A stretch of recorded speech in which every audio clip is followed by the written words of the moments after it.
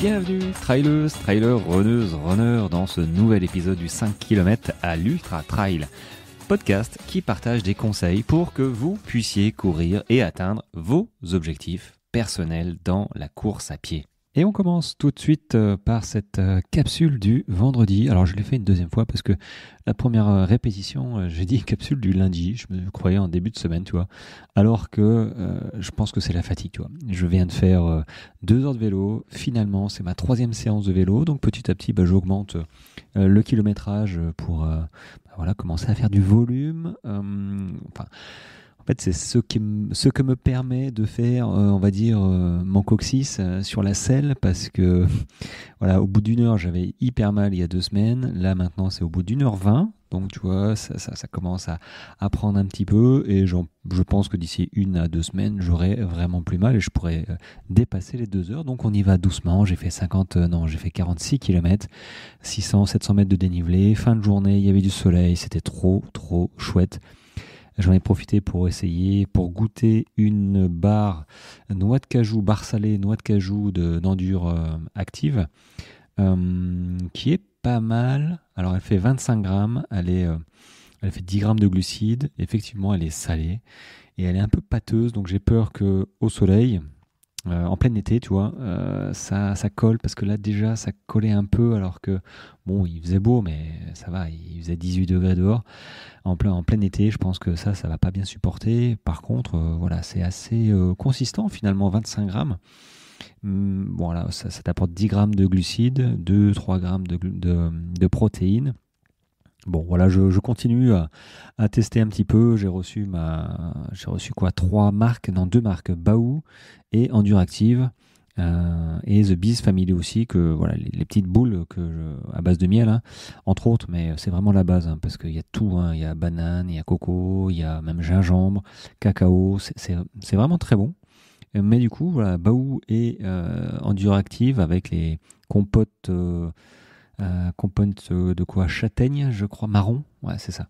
Donc je suis assez curieux, donc je ferai je pense un petit débrief là-dessus, puis voir un peu les prix, puis voir, j'ai mes barres Beauty Sané qui me font l'affaire, celles-là je les garde, mais pour varier sur X heures voire journées, c'est bien de pouvoir varier les plaisirs, on va dire. Bon, c'est n'importe quoi cette émission là. J'ai dû couper, j'avais mes chiens qui sont partis en sucette à côté de moi. Ça va, vous n'avez pas entendu. Mais bon, j'en ai 3, 2 chiennes et un chien qui est vraiment tranquille. Voilà, il s'appelle Prince. Bon, je pense qu'il aurait mieux fallu qu'il s'appelle Brutus, très clairement. Hein, mais c'est chouette, hein. Tu dis assis, il s'assoit. Alors que les 2 autres filles à côté, tu leur dis assis, te regardent. Bon, ok, on part de plus loin. Qu'est-ce que je voulais dire ? Oui, donc je teste, je teste quelques barres, et je ferai quelques barres, Pump-Pot, Compote, de ces 3 marques, pour te donner une idée, et puis après comparer qualité-prix, on va dire. Mais tu sais, quand tu as des soucis gastriques sur ta course, le prix, tu t'en cognes. Ça me fait penser, je randonnais beaucoup avant, et en montagne, parc de la Vanoise, les Alpes du Nord. Et je suis parti comme tout le monde avec une veste, une cape de pluie achetée à Decat à 20 balles. Et il y a un moment où, quand je me suis pris un orage, la veste, les boutons, les pressions, là, elles se sont déchirées. Le vent sous la cape, c'était n'importe quoi. J'ai dit, je galère trop. J'ai bien galéré. Et depuis, je me suis dit, il vaut mieux s'acheter un truc 80-100 euros, une bonne veste, qu'une cape de pluie à 20 balles ou même 40 euros, où tu l'utilises 3 fois, c'est pas possible. Donc mettre le prix, si tu achètes tes barres 4 euros à la place de 3 euros, et que finalement à 4 euros ça va beaucoup mieux que 3 euros, écoute, faut pas non plus psychoter, faut pas claquer 200 balles dans sa nutrition pour une course de 40 bornes, hein, c'est clair. Mais faut tester en amont et pas hésiter à privilégier le goût, privilégier les apports nutritifs, privilégier aussi la fabrication. qu'il n'y ait pas de conservateurs, de conneries comme ça. Et puis en plus, si c'est français, j'ai envie de te dire, tant mieux, voilà, tant mieux. Mais ça a un coût, hein, parce que moi je le vois en tant qu'auto-entrepreneur et les gens qui fabriquent ça aussi, hein, The Beast Family et compagnie. Bah ouais, on est en France, donc on paye des taxes et ça pique un peu. Bon, bref, passons. Donc, c'était pas ça que je voulais parler. Moi, je voulais parler que demain, non, aujourd'hui, du coup, hein, l'épisode sort le vendredi 5 mai. Aujourd'hui, il y a ma newsletter qui va sortir. Si tu n'es pas inscrit, moi, je t'invite à t'inscrire pour recevoir les newsletters tous les vendredis, hein. Ça fait quelques mois, depuis le mois de juillet l'année dernière, que je fais ça. Donc, j'en ai quelques-unes. Et là, aujourd'hui, enfin, celle du vendredi du moins, le thème, c'est courir plus longtemps. Donc, grosso modo, c'est 3 séances pour développer ton endurance. Alors, il s'entend que l'endurance, comme je l'ai écrit, ça se développe pas comme ça en un mois, très clairement. Ça se développe petit à petit.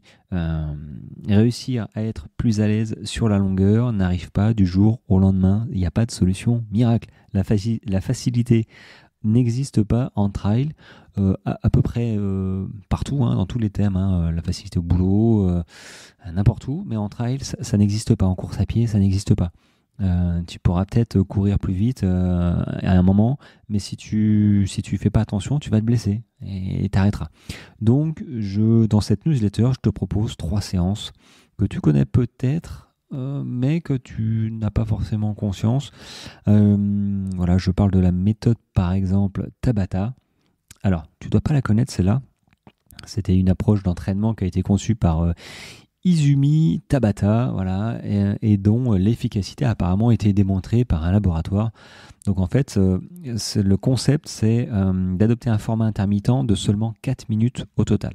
Donc ça consiste à effectuer 20 secondes d'effort à une intensité maximale.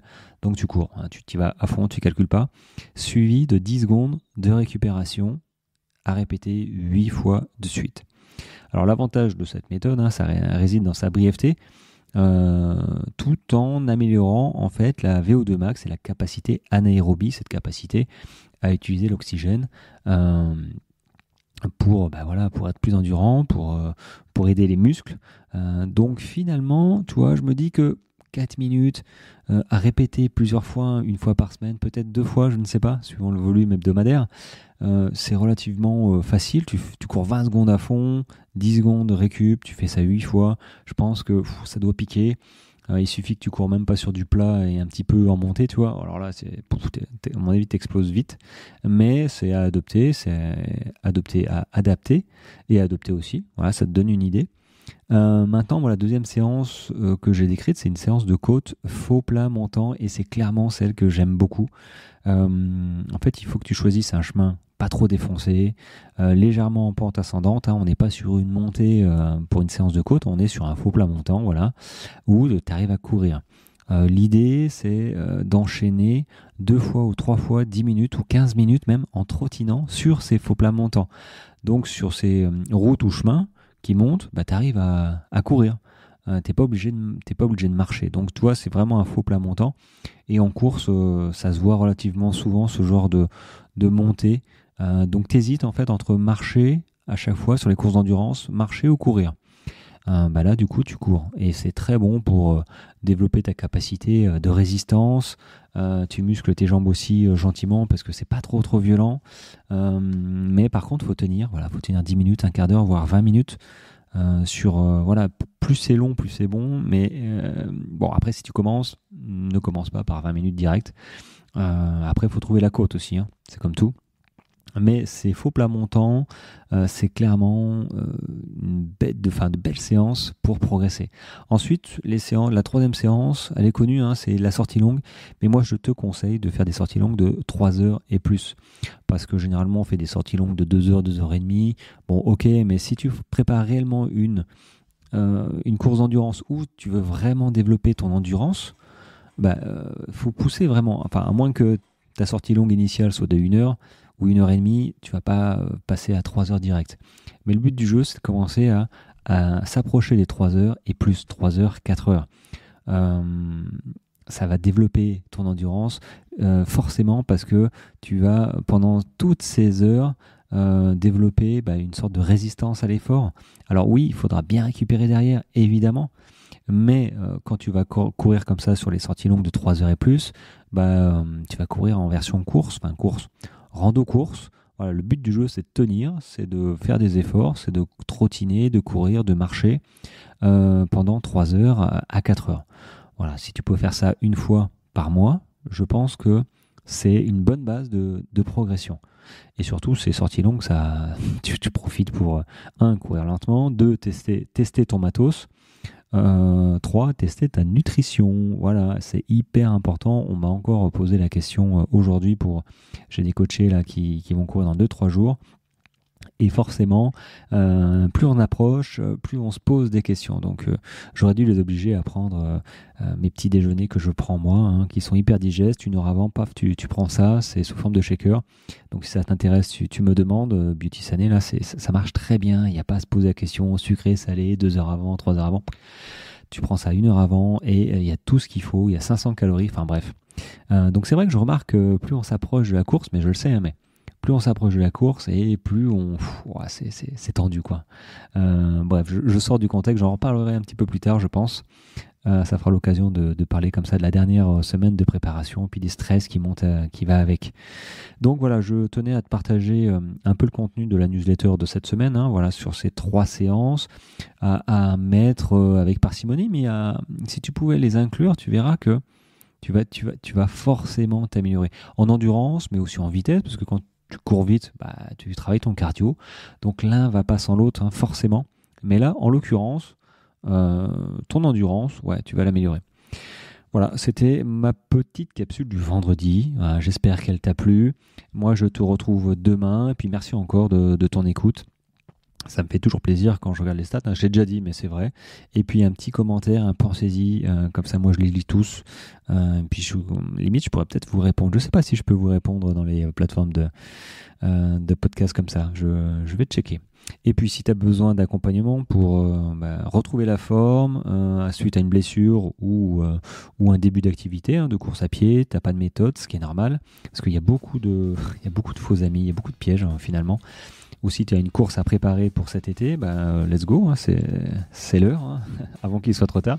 J'ai mes liens sur cet épisode et sur Instagram, j'ai mes liens en bio.